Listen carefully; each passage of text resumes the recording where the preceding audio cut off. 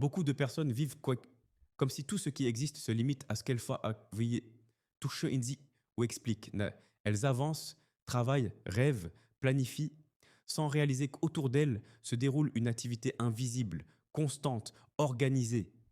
Ce n'est pas parce que tes yeux ne voient pas que rien ne se passe. Ce n'est pas parce que tu ne ressens rien que tu n'es pas concerné. Ta vie est observée, influencée, parfois combattue dans une dimension que l'on t'a rarement appris à discerner. Et tant que tu ne comprends pas cette réalité, tu te bats avec des armes inadaptées contre des batailles que tu ne vois même pas. Le monde spirituel n'est pas une idée abstraite réservée à quelques croyants fervents. Il existe indépendamment de ce que l'homme pense, croit ou accepte. On ne le crée pas par la foi, on le découvre par la révélation. Il était là avant que l'homme n'ouvre les yeux sur cette terre, et il continuera d'agir même si certains choisissent de l'ignorer. Tout ce qui est visible a une origine invisible. Rien n'apparaît sans qu'il n'ait d'abord été conçu ailleurs. Les événements, les opportunités, les blocages, les ouvertures, les résistances ne surgissent pas au hasard. Ils prennent forme dans une dimension que les sens humains ne peuvent pas sonder par eux-mêmes. Le monde spirituel fonctionne avec ses propres lois, ses propres dynamiques, ses propres acteurs. Beaucoup pensent que croire au spirituel, c'est être faible ou superstitieux. Pourtant, les réalités spirituelles influencent aussi bien ceux qui y croient que ceux qui les nient. Le fait de ne pas reconnaître une dimension n'annule pas son impact. Le vent continue de souffler, même quand on ne le voit pas. Ces effets prouvent son existence. Le monde spirituel est structuré. Il n'est pas chaotique, il n'est pas vague, il est organisé, hiérarchisé, actif. Il observe, il réagit, il répond aux paroles, aux décisions, aux orientations de vie. Ce qui se passe dans l'invisible finit toujours par se manifester dans le visible, tôt ou tard. C'est pour cela que certaines situations semblent dépasser toute explication rationnelle. Des portes qui se ferment sans raison apparente, des progrès qui s'arrêtent brusquement, des cycles qui se répètent malgré les efforts. Ce ne sont pas toujours des coïncidences. Souvent, ce sont des signaux d'une activité qui se déroule ailleurs que dans le monde physique. Dieu n'a jamais nié cette réalité. Au contraire, il a constamment appelé l'homme à ouvrir les yeux, à comprendre qu'il ne vit pas seul, qu'il n'avance pas dans un vide spirituel. La foi n'est pas une fuite du réel, c'est une lecture plus profonde du réel. Elle permet de voir au-delà de ce qui est immédiat, au-delà de ce qui est tangible. Vivre sans conscience du monde spirituel, c'est réduire la vie à une surface. C'est tenter de résoudre des réalités profondes avec des outils superficiels. C'est s'étonner des conséquences sans jamais chercher les causes invisibles. Cet être humain ne vit pas dans une seule dimension, même s'il en a l'impression. Il respire dans le visible, mais il est influencé par l'invisible. Il agit dans le temps, mais il est touché par l'éternel. Chaque pas posé dans le monde physique résonne dans une autre sphère, souvent sans que l'on en ait conscience. Beaucoup de personnes mènent en Beaucoup amènent leur vie comme si une seule réalité existait. Elles évaluent tout avec leurs yeux, leurs émotions, leur raisonnement. Quand une situation va bien, elles parlent de chance. Quand elle se complique, elles parlent simple, elles parlent de malheur. Mais entre ces deux mots se cache une interaction constante entre deux mondes qui se croisent sans jamais se confondre. Il est possible d'être présent physiquement quelque part, tout en étant spirituellement déconnecté. Le corps avance, mais l'esprit est absent. Les gestes sont là, mais la profondeur manque. C'est dans cet écart que naissent la fatigue intérieure, l'incompréhension et parfois même une foi mécanique, sans vie, sans feu. À l'inverse, certaines personnes vivent dans les mêmes conditions que les autres, affrontent les mêmes défis, traversent les mêmes tempêtes, mais avec une stabilité différente. Ce n'est pas parce que leur vie est le plus facile, mais parce qu'elles sont conscientes qu'elles ne vivent pas seulement dans ce qui se voit. Elles savent que chaque événement visible est précédé d'un mouvement invisible. Deux personnes peuvent marcher sur la même route, entendre les mêmes paroles, subir la même pression et pourtant réagir de manière totalement opposée. L'une panique, l'autre demeure en paix. L'une se sent seule, l'autre se sent accompagnée. La différence ne se situe pas dans la situation, mais dans la dimension à partir de laquelle chacune interprète la réalité. Vivre avec la conscience des deux dimensions change la manière de comprendre les épreuves, les délais, les silences, Ce qui semblait être un retard devient une préparation. Ce qui ressemblait à un refus devient une protection. Ce qui paraissait être une perte devient un repositionnement. Dieu n'a jamais appelé l'homme à nier le monde physique, mais à ne pas s'y limiter. La foi ne supprime pas les réalités visibles, elle leur donne un sens plus élevé. Elle ouvre une lecture plus profonde de la vie où chaque événement devient un message et chaque saison une étape. Quand les deux dimensions sont reconnues, la vie cesse d'être subie. Elle commence à être comprise. Chaque destinée attire une forme de résistance. Ce n'est pas un hasard, ni une malchance répétée. Plus une vie porte du potentiel, plus elle est observée. Plus un appel est important, plus il est contesté. Les combats ne commencent pas toujours quand tu échoues, ils commencent souvent quand tu avances. Beaucoup pensent que les luttes arrivent parce qu'ils font quelque chose de mal. En réalité, certaines oppositions surgissent précisément parce que tu es sur le bon chemin. La destinée ne se manifeste jamais sans provoquer des réactions dans l'invisible. Avant même que tu comprennes ce que Dieu veut faire de ta vie, il existe déjà des forces qui cherchent à freiner, détourner ou épuiser ton parcours. Ces combats ne se limitent pas à un seul domaine, ils touchent ce qui construit l'avenir. Les études, les relations, le mariage, la vision, les projets, la stabilité intérieure. Ce sont souvent des attaques subtiles, répétitives, déguisées en fatigue, en découragement, en confusion, en délai inexplicable.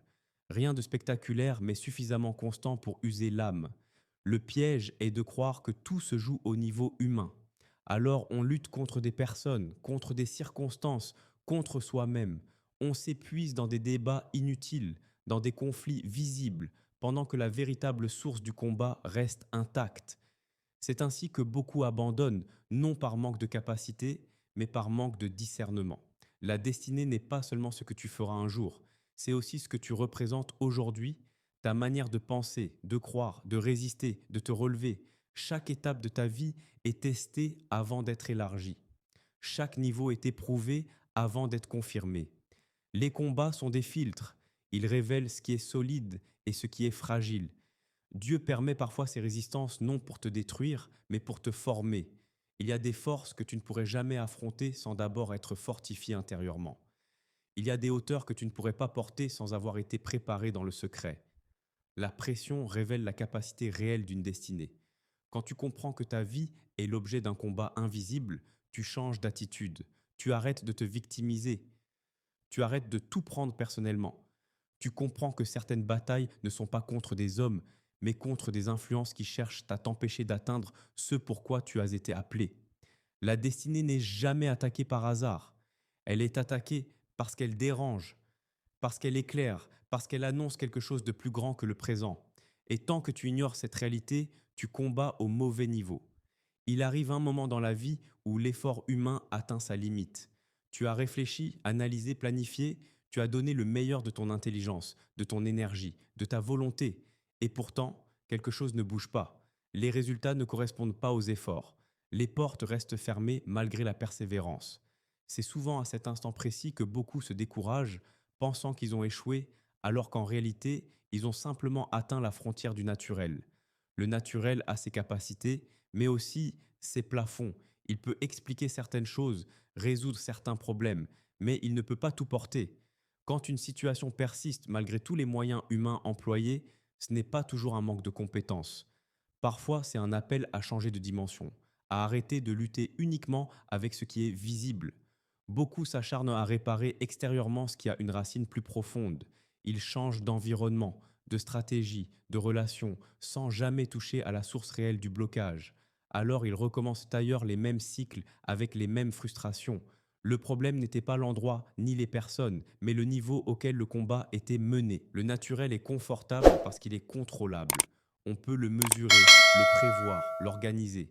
Mais le surnaturel demande autre chose, une dépendance, une écoute, une sensibilité intérieure. Il oblige à reconnaître que tout ne se résout pas par la force, ni par l'intelligence seule. Il exige une posture différente, plus humble, plus attentive. Dieu n'a jamais demandé à l'homme d'abandonner le naturel, mais de ne pas s'y enfermer. Le naturel devient un piège quand il se transforme en unique référence. À ce moment-là, la foi devient théorique, la prière devient secondaire, et la vie spirituelle se réduit à des habitudes sans profondeur. Quand le naturel ne suffit plus, ce n'est pas une condamnation, c'est une invitation. Une invitation à aller plus loin, à comprendre que certaines percées nécessitent une intervention qui dépasse l'effort humain. C'est souvent dans ces moments que Dieu cherche à enseigner une nouvelle manière de fonctionner, non plus seulement parce que l'on voit, mais parce que l'on discerne. Beaucoup auraient abandonné moins tôt s'ils avaient compris que la résistance qu'ils affrontaient n'était pas un refus, mais un seuil. Un seuil entre ce qui peut être accompli par l'homme et ce qui nécessite une action divine. Tant que ce seuil n'est pas reconnu, l'homme s'épuise à pousser une porte qui ne s'ouvre que d'une autre manière. Le naturel est un point de départ, jamais une finalité. Et quand il atteint ses limites, ce n'est pas la fin du chemin, mais le début d'une autre profondeur. La prière n'est pas un simple refuge émotionnel pour les moments difficiles. Elle n'est pas non plus une répétition de mots appris ou une habitude religieuse destinée à apaiser la conscience.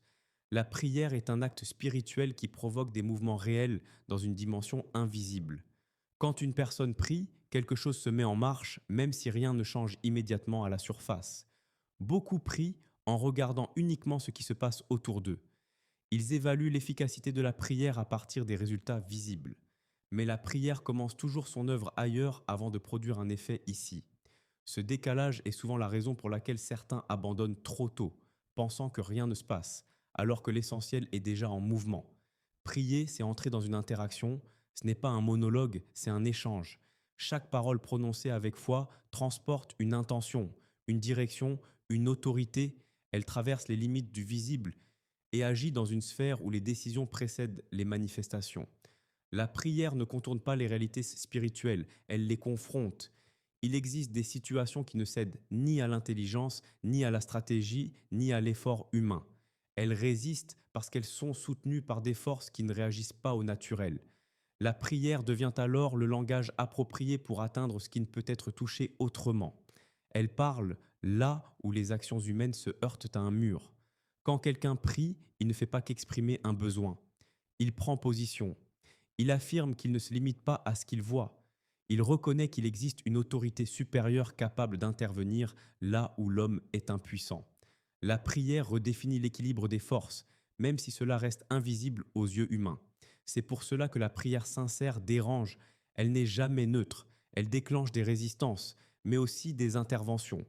Elle provoque des déplacements, des ouvertures, des réajustements. Là où tout semblait figé, elle introduit du mouvement. La puissance de la prière ne dépend pas du volume des paroles, mais de la posture du cœur.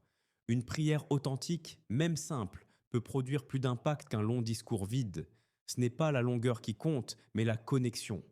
Prier, c'est accepter d'agir avant de voir. C'est semer dans l'invisible en sachant que la récolte se manifestera dans le visible. Tant que la prière est perçue comme un dernier recours, sa profondeur reste limitée. Mais quand elle devient un mode de fonctionnement, elle transforme la manière de vivre, de combattre et d'espérer.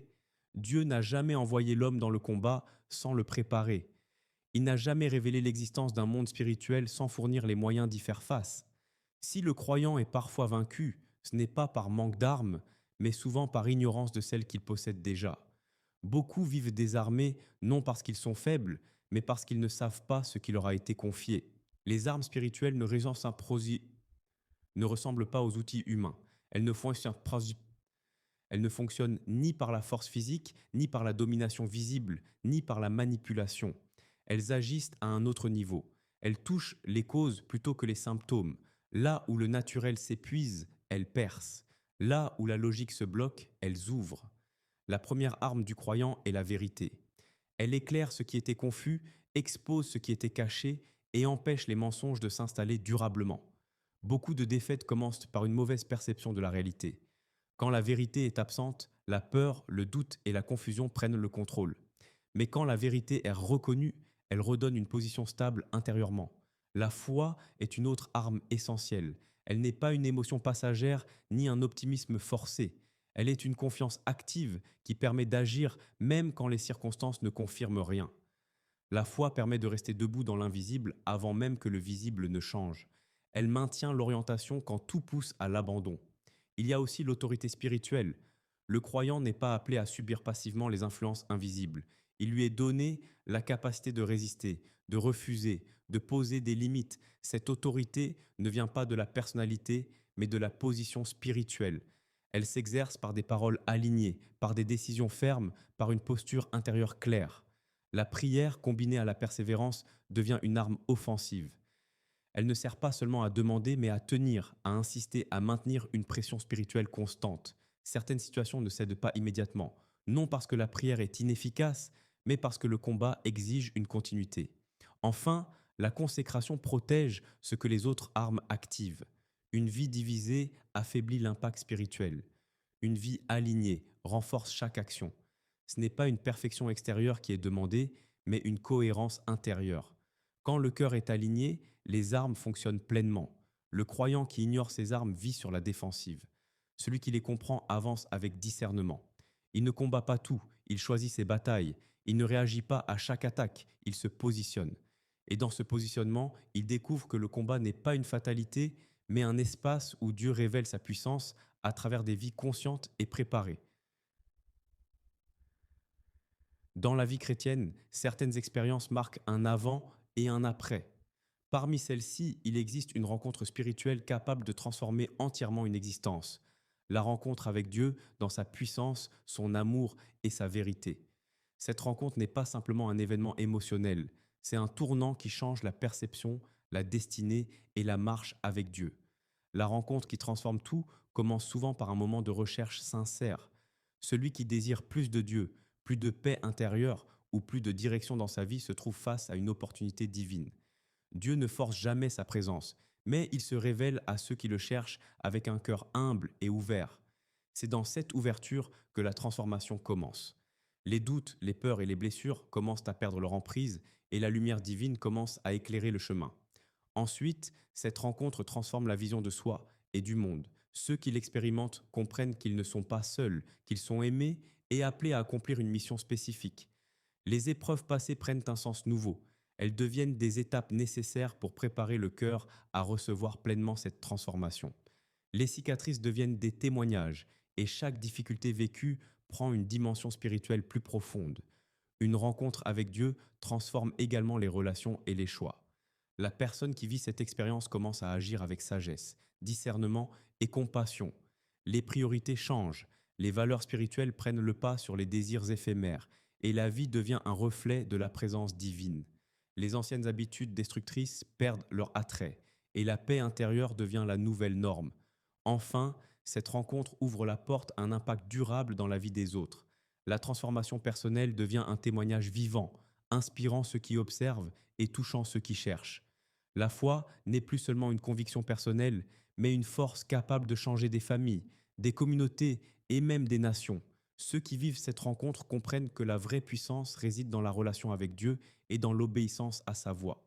En conclusion, la rencontre qui transforme tout n'est pas un simple événement ponctuel, mais le début d'une nouvelle vie. Elle révèle le vrai potentiel de chaque croyant, éclaire son chemin et lui permet d'accomplir sa destinée. Celui qui s'y ouvre expérimente une paix profonde, une direction claire et une force intérieure qui dépasse toutes les limites humaines. C'est la rencontre qui change tout et qui rend chaque bataille, chaque épreuve et chaque sacrifice significatif dans la marche avec Dieu. Beaucoup avancent dans la vie avec la certitude que tout ce qui compte est visible. Ce qu'ils voient devient leur vérité. Ce qu'ils ne comprennent pas, ils l'ignorent. Et ce qu'ils ne ressentent pas, ils le nient. Pourtant, il existe une réalité silencieuse, constante, active, qui ne demande pas ton accord pour agir dans ta vie. Tu peux marcher, parler, travailler, planifier ton avenir, tout en étant observé par une dimension que tes yeux ne perçoivent pas. Ce n'est pas parce que tu ne vois rien que rien ne se passe. Ce n'est pas parce que tout semble calme que tout est paisible. Il y a des décisions qui se prennent sans toi, il y a des influences qui opèrent sans bruit. Il y a des résistances invisibles que tu ressens sans pouvoir les expliquer. Beaucoup disent je ferai ceci, je construirai cela, j'irai jusque-là, mais ils ignorent que chaque projet humain entre automatiquement dans une sphère plus large que la logique et l'intelligence. Une sphère où les intentions sont observées avant même d'être exprimées. Une sphère où les paroles ont un poids et où les silences ont des conséquences. Le plus grand danger n'est pas de faire face à une opposition, mais de ne pas savoir qu'elle existe. Quand une personne pense que tout est naturel, elle combat uniquement avec ses forces humaines. Elle s'épuise, elle se décourage, elle se demande pourquoi les mêmes blocages reviennent, pourquoi certaines portes restent fermées malgré les efforts, pourquoi les mêmes schémas se répètent malgré la bonne volonté. La vie n'est pas seulement une suite d'événements visibles, elle est aussi le résultat de réalités invisibles qui interagissent avec tes choix, ton environnement, ton appel. Ignorer cela, c'est comme entrer dans un combat sans savoir qu'il y a un adversaire. Tu avances, mais tu ne comprends pas les coups que tu reçois. Dieu n'a jamais voulu que ses enfants vivent aveuglément. Il n'a jamais voulu que l'homme marche sans discernement. Il existe une dimension où tout prend sens, où les luttes trouvent leur origine, où les victoires se préparent avant de se manifester. Tant que cette dimension reste ignorée, la vie spirituelle reste superficielle et la foi devient théorique au lieu d'être vivante.